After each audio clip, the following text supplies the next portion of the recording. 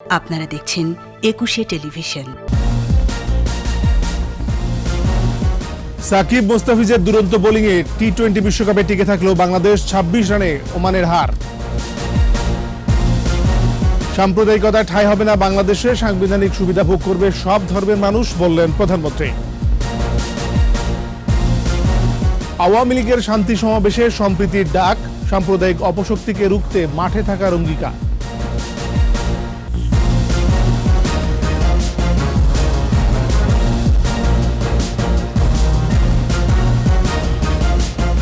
শুনছিলেন first security ইসলামী bank limited সংবাদের শিরোনাম। আমন্ত্রণ রাতের 21 সংবাদে, আপনাদের সাথে আছি আমি এমএজি ওসমানী। দর্শক, 21 টেলিভিশনের সংবাদ একই সাথে সরাসরি দেখতে পাবেন আমাদের ফেসবুক পেজ www.facebook.com/2124 অনলাইনে। অসাম্প্রদায়িক চেতনার বাংলাদেশে ধর্ম নিয়ে বাড়াবাড়ি না করার আহ্বান জানিয়েছেন প্রধানমন্ত্রী শেখ হাসিনা। সংবিধান অনুযায়ী সব ধর্মের মানুষ ভোগ করবে স্বাধীনতা। বাংলাদেশকে আগামী প্রজন্মের জন্য বাসযোগ্য নিরাপদ আবাসভূমি গড়ে তোলার আশ্বাস দিয়েছেন প্রধানমন্ত্রী। আরও জানাচ্ছেন আকবর হোসেন সুমন। বঙ্গবন্ধুর কনিষ্ঠ পুত্র শহীদ শেখ রাসেলের জন্মদিনে কেন্দ্রীয় কার্যালয়ে আওয়ামী লীগের বিশেষ আয়োজন। গণভবন থেকে আলোচনা যুক্ত হন প্রধানমন্ত্রী শেখ হাসিনা। ছোট ভাই শেখ রাসেলের স্মৃতিচারণ করতে গিয়ে উঠে আসে ৭৫-এর নৃশংস হত্যাকাণ্ডের ঘটনাও। সে ছোট্ট শিশুটি জন্মের পর যাকে আমি করে তুলে নিয়েছিলাম, আমার হাত ধরেই কিন্তু রাসেল হাঁটা শেখে। আমাদের 5টা ভাই বোনের আমরা ছিলাম, আমাদের 4 জনের অত্যন্ত আদরের, কিন্তু বাবার স্নেহ বঞ্চিত। রাসেলকে ভাই, এদিকে চাচার লাশ, ওদিকে কামালের লাশ, আব্বার লাশ, মায়ের লাশ সব মারিয়ে উপরে নিয়ে তাকে সবার শেষে নির্মমভাবে হত্যা করে। খন্দকার মোশতাকের সঙ্গে জিয়াউর রহমানও ওই হত্যাকাণ্ডের সঙ্গে জড়িত ছিল বলে উল্লেখ করেন বঙ্গবন্ধু কন্যা। তখন হত্যার বিচার চাইতে না পারার আক্ষেপও তার কণ্ঠে। আমাকে অনেক সময় মানবাধিকার নিয়ে প্রশ্ন করে, তখন আমার মনে হয়, আমি জিজ্ঞেস করি তাদের কি অধিকার আছে প্রশ্ন করার আমার, যেখানে আমার বাবা মা ভাইদের সবাইকে হত্যা করার পর আমি বিচার চাইতে পারিনি। খুনি মোশতাকের সাথে জিয়াউর রহমান সম্পূর্ণভাবে এই খুনের সাথে জড়িত ছিল। এই রাসেলকে সর্বশেষে হত্যা করা হয়। বলা হয়েছিল ওই ছোট্টটুকুর জন্য বাঁচে না। এই নির্দেশটা কে দিয়েছিল, কারা দিয়েছিল? অসাম্প্রদায়িক বাংলাদেশে ধর্ম নিয়ে বাড়াবাড়ি না করার আহ্বান জানান প্রধানমন্ত্রী। বাংলাদেশ অসাম্প্রদায়িক চেতনার দেশ।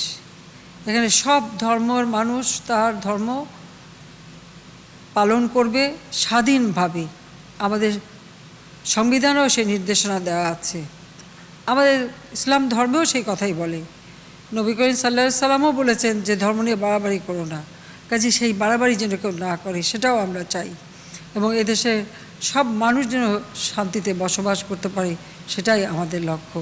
পিতার আদর্শ নিয়েই আগামী প্রজন্মকে সর্বোচ্চ সুবিধা নিশ্চিতের বন্দোবস্ত করার আশ্বাস দেন প্রধানমন্ত্রী।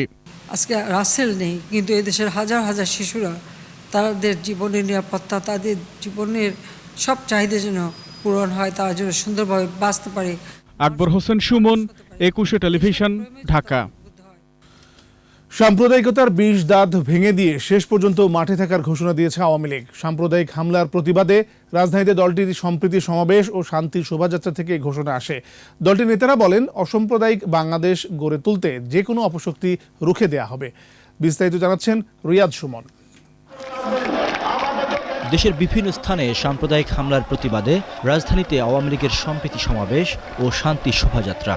এতে দলটির সর্বস্তরের নেতাকর্মী ছাড়াও অংশ নেন বিভিন্ন শ্রেণী পেশার মানুষ।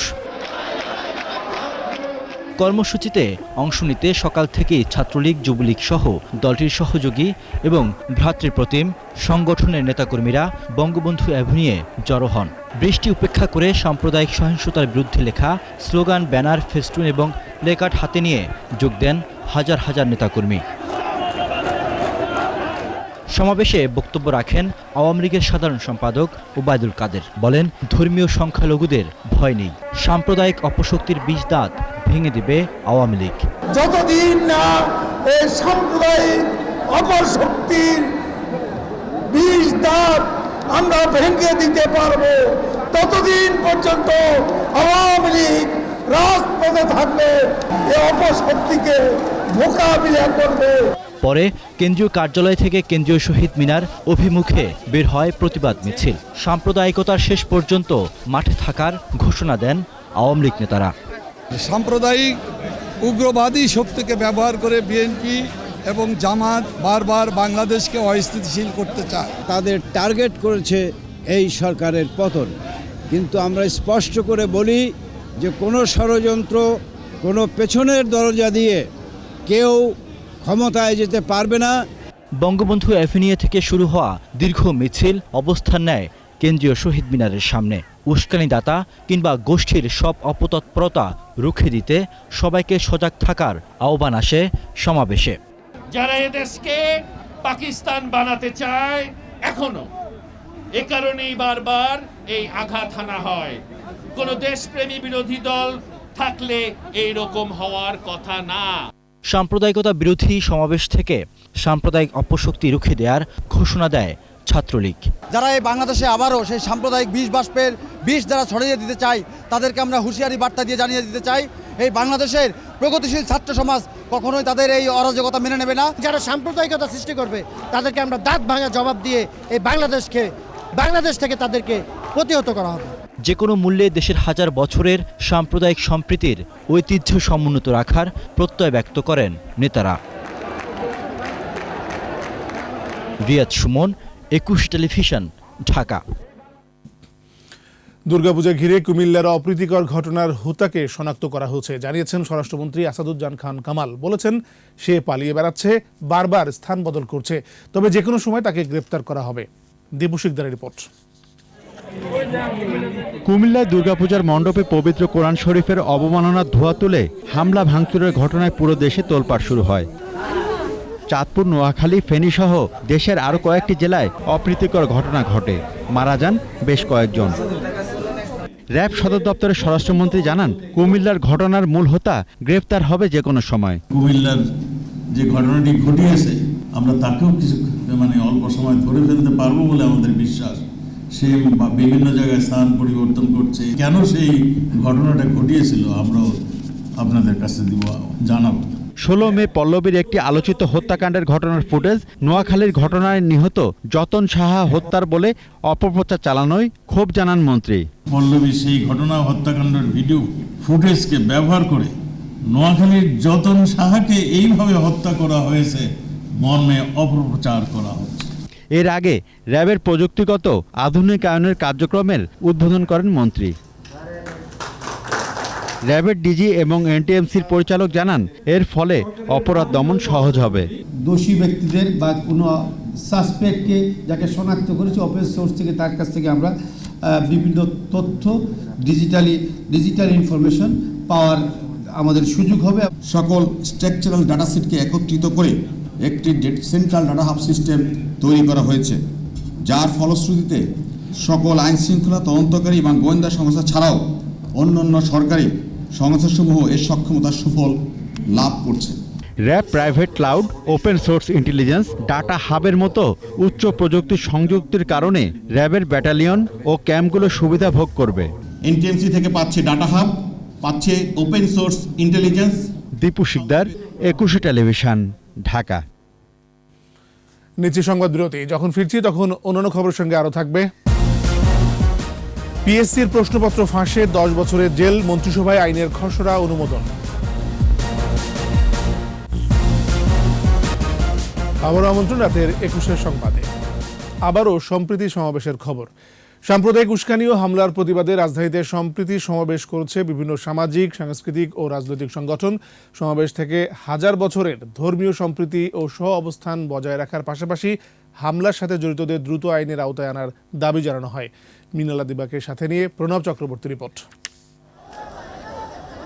এবার রাজপথে সম্প্রীতির বন্ধন, সব ধর্মের, সব মতের মানুষ একই কাতারে। এটাই আমাদের বাংলাদেশ। পদ্মা মেঘনার জল অনেক ঘোলা হয়েছে এই ধর্মের নামে, আর নয়। এসব কথাই জানান দিল সমাবেশগুলোতে। যে কোনো মূল্যেই রুখতে হবে সাম্প্রদায়িক অপশক্তি। এই ধরনের সাম্প্রদায়িকতা শান্তি বিনষ্টকারী অপশক্তির এই বিচ্ছিন্নভাবে হলেও দেশের বিভিন্ন জায়গায় যে উত্থান ঘটেছে সেটি নিন্দনীয়। ক্ষতিগ্রস্ত হয়েছে সাধারণ মানুষ। ব্যানার, ফেস্টুন, প্লাকার্ডে তাই এই প্রতিবাদ। ধর্মীয় নেতারা বলছেন, ধর্ম কখনোই মানুষকে মানুষের বিরুদ্ধে দাঁড় করায় না।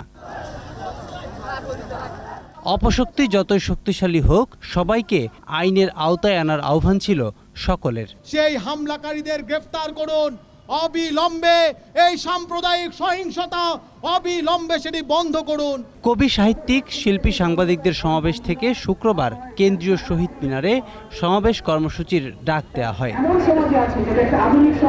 পল্টন মোড় থেকে ঢাকেশ্বরী জাতীয় মন্দির পর্যন্ত হয় সম্প্রীতির মিছিল। প্রয়োজন বোধে নিজের জীবনকেও উৎসর্গ করতে আমরা দ্বিধাবোধ করব না। ভবিষ্যতে এ ধরনের ঘটনার পুনরাবৃত্তি রোধে প্রত্যেক নাগরিককে যার যার অবস্থান থেকে সচেতন থাকারও তাগিদ আসে কর্মসূচিগুলো থেকে। প্রণব চক্রবর্তী, একুশে টেলিভিশন, ঢাকা। দেশের বিভিন্ন স্থানে হিন্দু সম্প্রদায়ের উপর অপ্রীতিকর ঘটনার পুনরাবৃত্তি রোধে সরকার প্রতিশ্রুতিবদ্ধ। একই সঙ্গে মিডিয়া প্ল্যাটফর্মের দায়িত্বশীল এবং তথ্যভিত্তিক প্রতিবেদনের মাধ্যমে সব ধরনের ভুল বুঝাবুঝির এড়ানো সম্ভব হবে। পররাষ্ট্র মন্ত্রণালয়ের এক বিবৃতিতে বলা হয়েছে, মানুষ যখন আনন্দের সঙ্গে দুর্গাপূজা উদযাপন করছিল, তখন বিভিন্ন স্থানে হিন্দু ধর্মীয় স্থাপনা এবং প্রতিমার উপর হামলার খবর প্রকাশিত হয়েছে। সরকার সেসব ঘটনা গুরুত্ব সহকারে দেখছে। প্রধানমন্ত্রী শেখ হাসিনার নির্দেশনায় সরকার ধর্ম যার যার উৎসব সকলের এই মূল মন্ত্রকে সমর্থনের মাধ্যমে একটি দৃষ্টান্ত স্থাপন করেছে।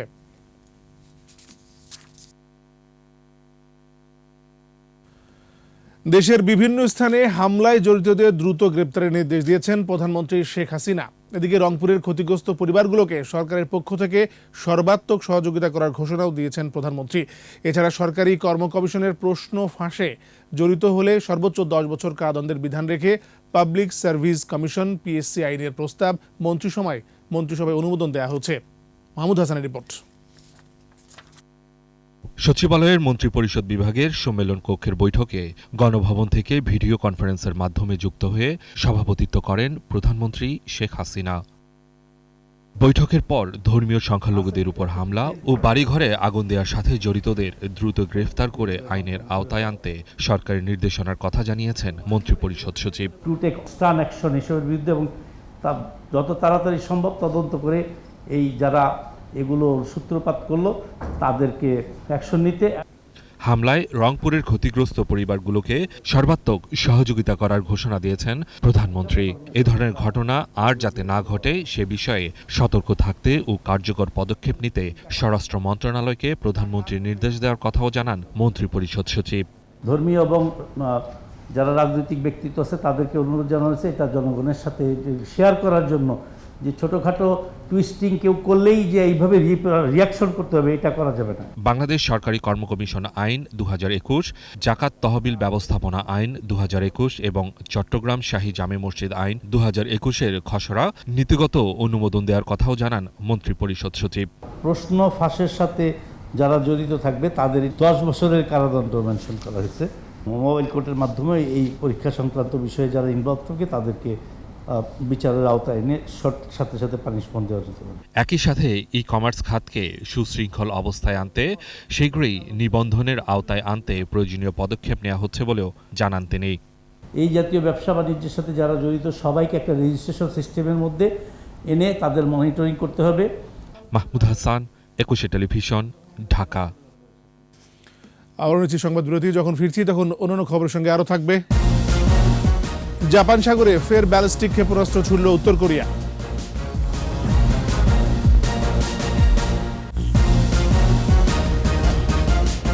আবারও আমন্ত্রণ রাতের 100 সংবাদে।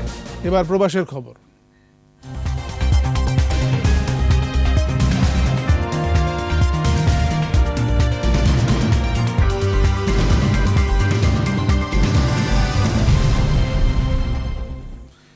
ইতালির মিলানে যথাযোগ্য মর্যাদা ও উৎসাহ উদ্দীপনার মধ্য দিয়ে শেখ রাসেলের 58তম জন্মদিন পালন করা হয়েছে। কনসুলেট কর্মকর্তাদের সাথে নিয়ে শেখ রাসেলের প্রতিকৃতিতে পুষ্পস্তবক অর্পণ করেন কনসাল জেনারেল MJH জাবেদ। এ সময় স্থানীয় আওয়ামী লীগ সহ বাংলাদেশি কমিউনিটির নেতৃবৃন্দ উপস্থিত ছিলেন।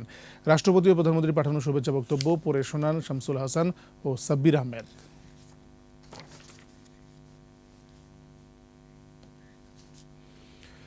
শেখ রাসেলের 58তম জন্মদিন উদযাপন করেছে সংযুক্ত আরব আমিরাত বঙ্গবন্ধু ফাউন্ডেশন। কেক কাটা, আলোচনা সভা ও দোয়া মাহফিলের মধ্য দিয়ে দিনটি উদযাপন করা হয়। উপস্থিত ছিলেন জাফর চৌধুরী, রবিউল আওয়াল অন্তর, ডক্টর জাফর ইকবাল, গোলাম সারোয়ার সহ আরও অনেকে। সভাপতিত্ব করেন মোহাম্মদ মনসুর সবুর।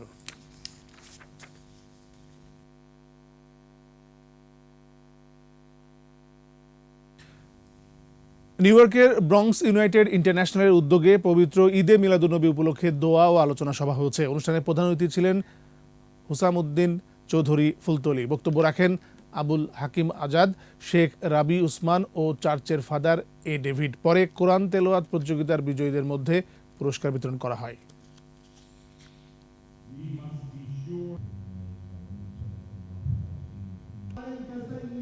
আর এরই সাথে শেষ করছি রাতের 21 সংবাদ।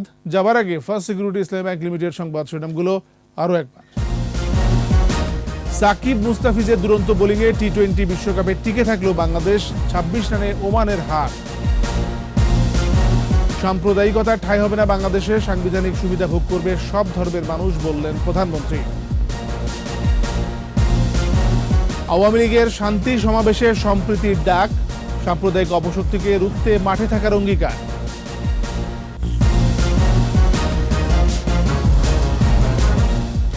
সর্বশেষ খবর জানতে ডায়াল করুন 2081 নম্বরে, আর ভিজিট করুন eকুশে-tv.com ওয়েবসাইটে। এছাড়া ফেসবুকে ভিজিট করতে পারেন facebook.com/eকুশে24 অনলাইনে। একুশের খবর দেখুন, একুশের সাথেই থাকুন। স্বাস্থ্যবিধি মেনে চলুন, সুস্থ থাকুন।